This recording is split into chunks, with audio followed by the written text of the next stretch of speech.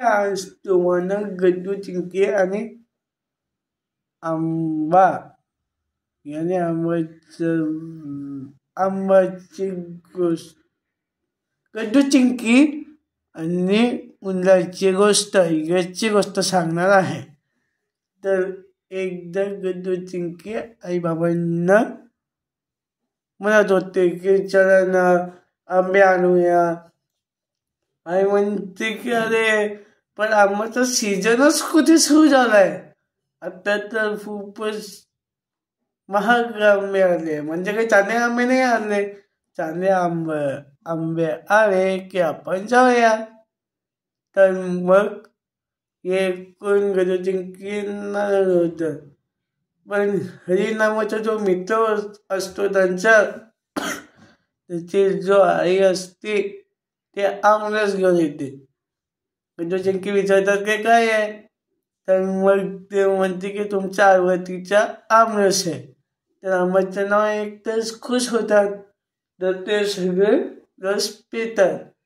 तेवढ्यात हरीची आई म्हणते की सावकाश पे, असं वाटतंय की तुम्ही आतापर्यंत आंबे खाल्लेच नाही आहे. तर मग चिंकी म्हणते हो ना ताई, म्हणजे काकू, की आई बाबा आंबा आणायचा नावच नाही घेते. तर मग हरीची आई म्हणते अरे आंबे बाजारात कुठे आणले, घेते हरीची आजी आजोबांनी पाठवले गावावरनं. दुकानात तर खूप महाग आंबे मिळतात. घेत त्यांच्या आजी आजोबांनी त्यांच्या गावातनं पाठवलंय. तर मग चिंकी म्हणते की आजी आजोबा पण पाठवतात. तर मग त्यांना झाली होती खायची आंबा.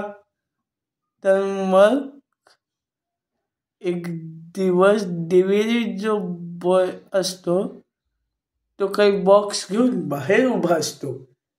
तर मग तो म्हणतो आंब्याची डिलिव्हरी आहे. तर मग गजू चिंकीची आई म्हणते पण आम्ही नाही मागवले. तर मग त्यांचे गजू चिंकीचे बाबा म्हणते की अरे वा, त्या गजू चिंकीला कोणी थांबवू शकणार नाही. तर मग गजू चिंकीची आई म्हणते असं कसं, आपण हे सगळे आंबे स्टोरमध्ये लपवून टाकू.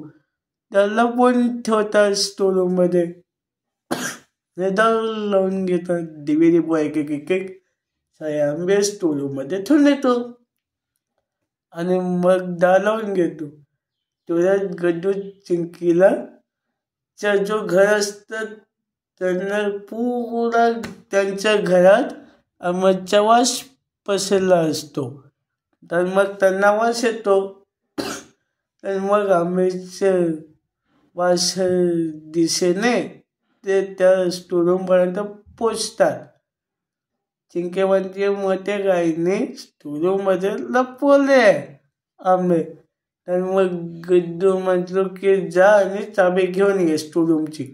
तर मग दार उघडतात आणि सगळे आंबे खाऊन टाकतात. आणि सगळे ज्याच्या डिलिव्हरी बॉय आणलेला असतो ना बॅगेत आंबे, तर मग जे आई बाबा गजू चिंकीची आई बाबा लगेच दार उघडतात आणि बघतात काय आंबेच नाही.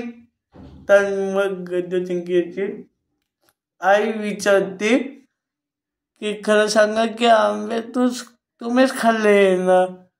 तर मग चिंकी म्हणते नाही गाई, आम्ही नाही खाल्ले, कदाचित उंदराने खाल्ले असतील. तर मग तेवढ्यात गजू चिंकीची आई त्यांचं कपड्यांवर पडते आणि म्हणते की दोन्ही उंदर माझ्या समोरच उभे, नाही त्यांनीच खाल्ले आंबे. तर मग जेव्हा ते आपल्या टी शर्टाकडे बघतात तेव्हा ते म्हणतात की छी, आपण हे डाग काढून विसरून गेलो. तर त्याची आई म्हणते की डाग चांगले असतात.